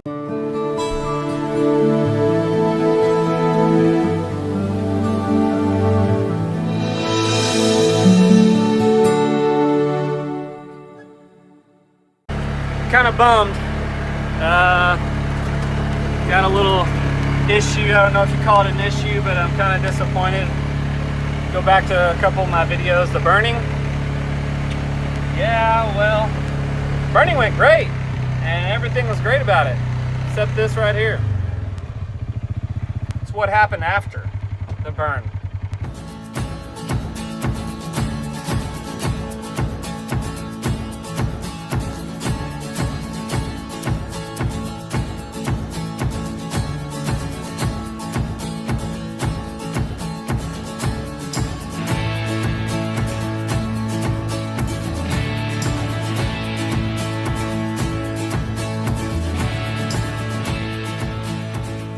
Hey guys, it's Dusty Baker. Welcome back to Cross Timbers Bison. Thank you guys for joining us. If you haven't hit that subscribe button, go ahead and hit that if you want to follow a small farm in southern Oklahoma of bison. Yes, bison, American bison. Those of you that have been following us, thank you guys. It's growing and I love it. And you know, as that grows, this bison herd is going to grow soon. We've got babies that should be here in June and July. Okay, so let's get to the point here. I'm a little sad. After the burn, grass came up, good fresh Bermuda grass came up for the bison, and then something bad happened. We had a freeze, and it zapped it. And now all that burning and that fresh grass that came up, which is perfect, is what we wanted. Had some good rainfall, and now it's dead. It zapped it. It absolutely zapped it. And so now I'm dealing with that. But the good thing is, watch my last video. We built new fence for the bison. And so the bison have a new pasture. Great timing. It's perfect timing actually, because as this stuff started to die, I got the fence done and we put the bison in. But take a look, and what I want you to see is what it did. I've got some aerial footage for you here. And I want you to be able to see the difference in where it burnt and where it did not burn. Notice the difference in color of grass. You can see the dead grass that was zapped by the frost. And then you can see the green grass where we didn't burn, which it had enough on it, and that grass wasn't harmed by the frost. See, this is a perfect example. Right here, this is where the calves, our two bull calves, have been staying, but you can see how green this is. They haven't been heavy grazing really because they're young and they're kind of being selective of the certain grasses that are here. But you can see there's still a lot of grazing ground here, and a lot of grass that these two calves really haven't eaten or grazed on. But look at the difference, okay? Their lot that wasn't burnt to what was burnt, okay? And even right here, here's a perfect example. You can see one patch where we didn't get a burn, but it kind of went around it. But you can see this grass is already established here. Okay, so you can already see this grass was established when we did the burn probably, and so the fire went around it. But the last freeze didn't kill it. Okay, this grass is already tall enough and strong enough where it didn't zap the new growing. But man, that fresh growth from the burn where we burnt, man, it really, really got it. You guys are probably wondering where the bison are. There's one. It's that claw paw. But the bison are laid up in the middle of the day. You know, it's like 3 o'clock right now, so they're laid up in the middle of the day and take breaks on grazing. But something else I wanted to show you is how much rainfall we have.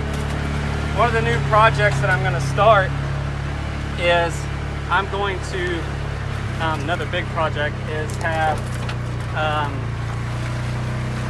water systems. I'm looking for some big loader tires that I'm going to use for new watering systems. But look at this. These bison, they won't come up to the corral unless they need to get some water or you know, we're doing the supplement feeding. But what I want you to look at is how much water is built in these or is laid down in these terraces. So this is an old farm. You guys have probably seen how the terraces are formed on a lot of these old farms. But we've had so much rain, these terraces fill up with water, and the bison, they drink out of it. And the reason it's filled up so much is because all the rainfall down the hill, and also there's a pond sitting over there, and this is the runoff. So you got natural fresh rainwater right here. Maya's taking advantage of it. She likes playing in the water. But the bison don't have to come up, and they can drink that water. That one's a little bit muddy because I drove through it. Next big projects, trying to get going. I've got a water well checked, and I've got a lot of stuff spinning. So hopefully sometime this summer, here pretty soon, we're gonna get those water system established. And I think what we're gonna do is we're gonna use the big, huge loader tires. I'm not sure on the specific name of the tire, but I think that's what we're gonna do, is use those big tires and pour concrete in the bottom of it and have an automatic water system and a float on it. So this is what the ground should actually look like where it didn't burn and where it didn't zap it too bad. So this is what it should look like, this Bermuda right here. That's what it did look like about literally a week and a half after the burn. Man, it looked really good, and this whole place was super green. But this is what it should look like. instead of that brown stuff. And you tell me why and how bison poop can't help the ground. Look at this. Look at that mound of grass right there. It's got the patty on top of it. All the nutrients went down into the grass and has actually pushed up the pile of poop. Notice the grass around it. Nature taking its course right there. Poop doing its job, putting those nutrients back in the soil. If you guys don't know what this is, it's called a Russian thistle. I know it's a thistle, but species-wise, I want to say it's the Russian thistle.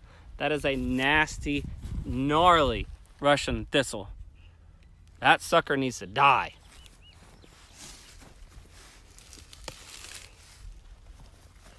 Bermuda is really not the bison's favorite grass. They'll graze it. You know, like I said, the short grazings. Looks like they haven't been on this very much. But the bison really do not favor Bermuda. Ideally, we wish we had native grass in this lot. There's just a little bit of native grass, but Bermuda is an exotic grass and it's an invasive grass. But I really wish we didn't have Bermuda. So we may, hopefully the burning will help. And at least there's, well, hopefully someday we'll be able to get some native grass grown in here. May have to do some cultivation or some dry tilling at some point, and maybe we can get some native species of grass out here. Okay, I'm gonna try something new. So what I did is I went to Walmart. I got a remote control truck. Well, it's an ATV, UTV, made by Polaris, I guess, but I don't know. It was the coolest remote control car I could find. Thought it was a little four-wheel drive. Thought it was perfect for the situation. So I got this. What I'm gonna do is try something new. I'm gonna strap something new to it. Let me show you what it is.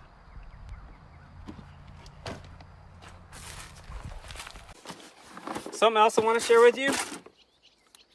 Let's see what we got in the box.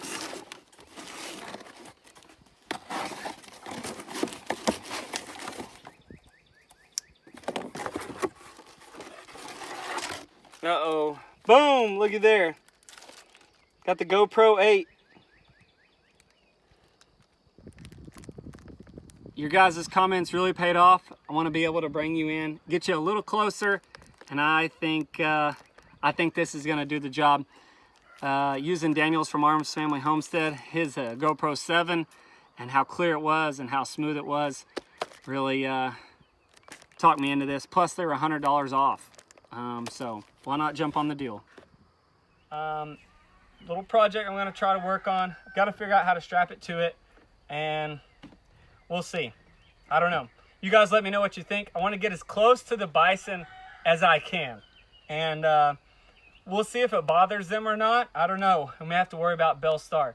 She can be a little crazy. You guys saw that with the drone, but I'd probably be bugged by something flying above me making a buzz sound.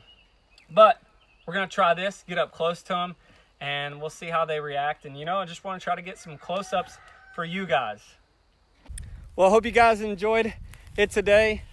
You know, unfortunately, the grass got zapped by that fresh grass from the burn got zapped by the late freeze we had. That's okay. That's part of it. That's part of nature. That green grass is already starting to show back up from all the rain we've had. We got our two bulls out here, Choske and Teddy. They're doing great. Lots of grazing ground for them. Lots of fresh grass because there's only two of them, so plenty for them to eat.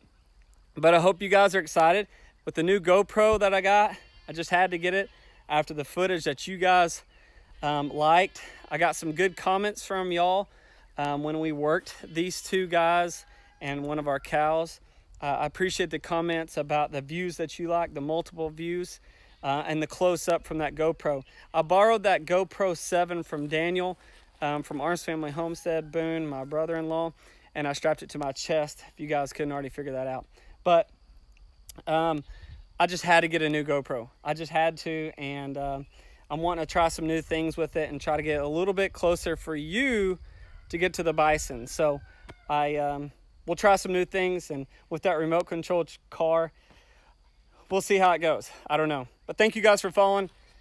Subscribe to us if you'd like to follow this small bison herd of American bison in southern Oklahoma. We're just a small farm trying to grow the herd. So thank you guys. You follow us on Instagram and Facebook.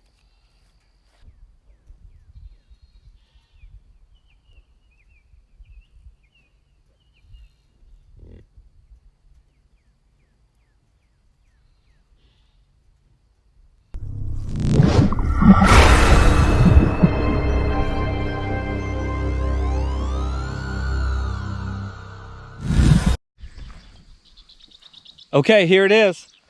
It's a remote control GoPro day. I'm attaching a GoPro to a remote control truck. Hope you guys are excited. I am. We'll see if this works. There's no telling what's gonna happen with these bison.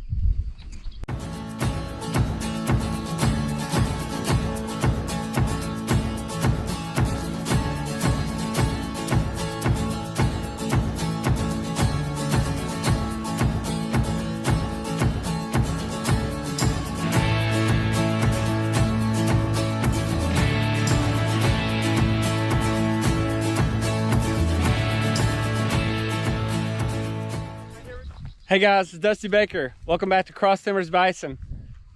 Pulled up the ATV in the pasture, and they know exactly what that ATV means. That means they get cubes. Something's going on. Something's happening. They already come up here. It's usually Peaches. She's the first one that always comes up here to see what's going on to get some cubes. So I told you guys that I got a remote control car. I showed it to you.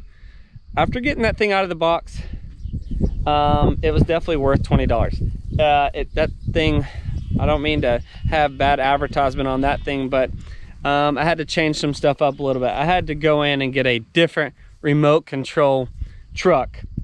That thing just did not have the power, but I got a new one. I got a little of a upgrade, and I got it set up for the GoPro mount, and today's my first trial test on this. So we'll see how it goes.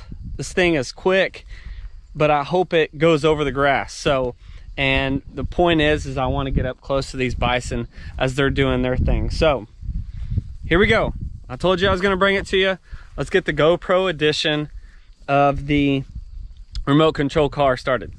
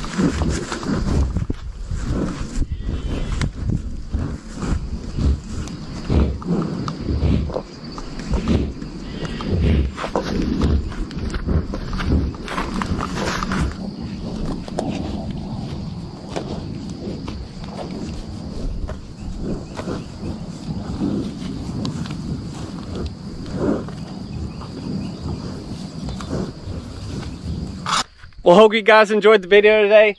Little test trial for me with the new little remote control truck. Just think a couple adjustments we got to make on it. Wish it was a little bit taller, but oh well, it's okay. I hope you guys get to that brought you in a little bit more, and I brought you in a little bit closer to our bison. I'm gonna give it a couple more tries and see what we can do with it. Maybe come June and July when we have some babies, I can get up close. We'll see. That's a stretch. These bison don't like anything near their babies. So, hope you guys enjoy that. All the mothers out there, happy Mother's Day.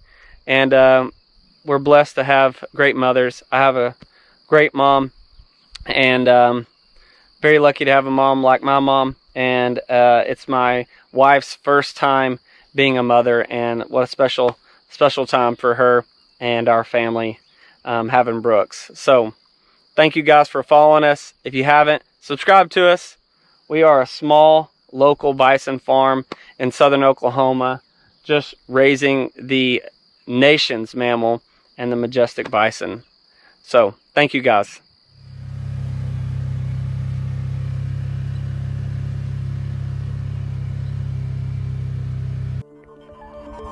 You